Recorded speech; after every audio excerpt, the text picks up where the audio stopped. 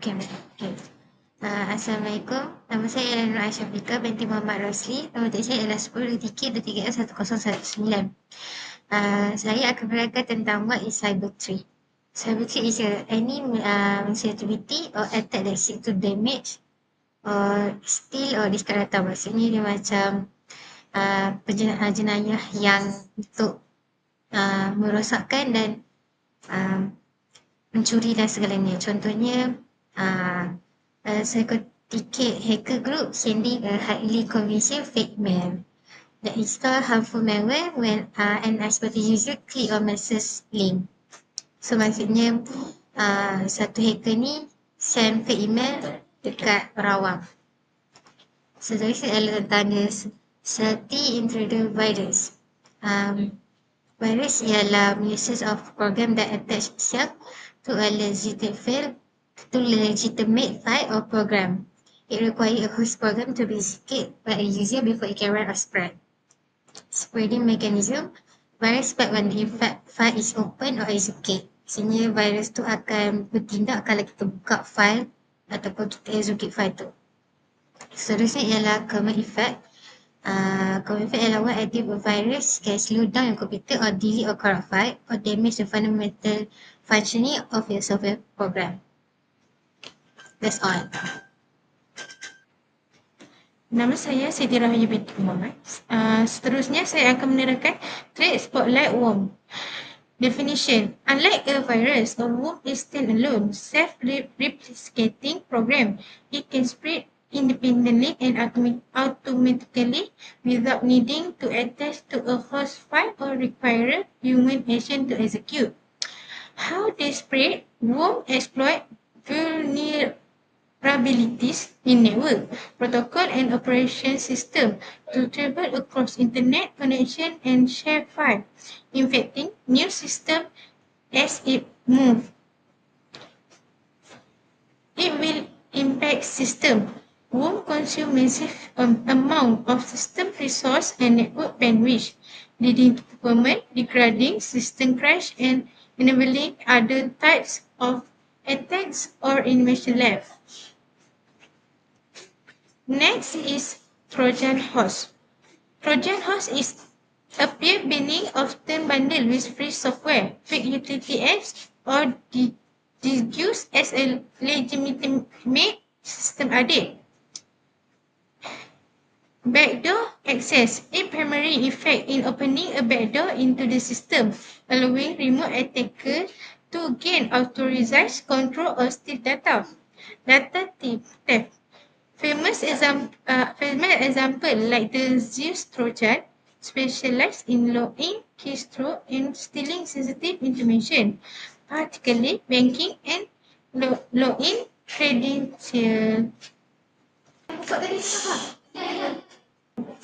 My name is Nuriza Imani binti Abdullah. Matric number 10DTK23I1027. I will explain about the ultimate extortion ransomware. The definition in ransomware is arguably one of the most financially damaging threats today. It involves malware that locks, encrypts your critical files, making them inaccessible until a random payment is made. Spreading tactics primarily spread through phishing emails, where a user tricked into clicking a link or by exploiting vulnerabilities in outdated software. Number 3, high-profile targets. The effects are crippling not only to individuals but also to large organizations like hospital, government agency, and major corporations. Next is comparison of major cyber threats. For virus, attached to file or programs. Number 2, damage or delete or corrupt file and program. Number 3, use robust antivirus software. Next, worm, self-replicate automatically through network vulnerabilities. Next, slow or crash system by consuming bandwidth. Number 3, keep OS and software fully update. Comparison number 3, Trojan, disguised as a safe, legitimate application of file, creates a backdoor for hackers to steal data or gain control. Only download from trusted source. Number 4 comparison is phishing emails and malicious download, encrypt file, demanding payment to restore access, and regularly backup all essential data. My name is Siti Rohani binti Muhammad. Saya akan terangkan tentang staying safe the cyber security checklist.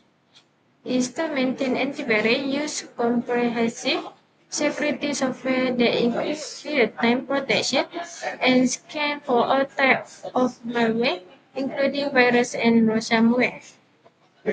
2. Backup important data. Perform regular automate backup of your computer file to an external drive or secure cloud service. This neutralize the threat of ransomware. 3. Keep software update. Patches often contain fragile security fixes that block web and others exploits. Always update your operating system and application promptly. Exercise phishing awareness. Never click on suspicious link or download assessment from unknown or expected sender. Verify the source before interacting with an email.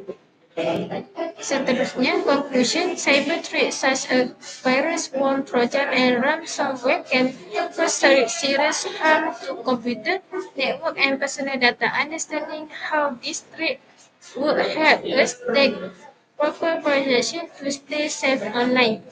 By using antivirus software, avoiding suspicious links, keeping system update, and backing up important files, we can reduce the risk of attack and protect our digital information effectively. Okey, ini adalah kami punya QR. Boleh scan dan jawab. Terima kasih.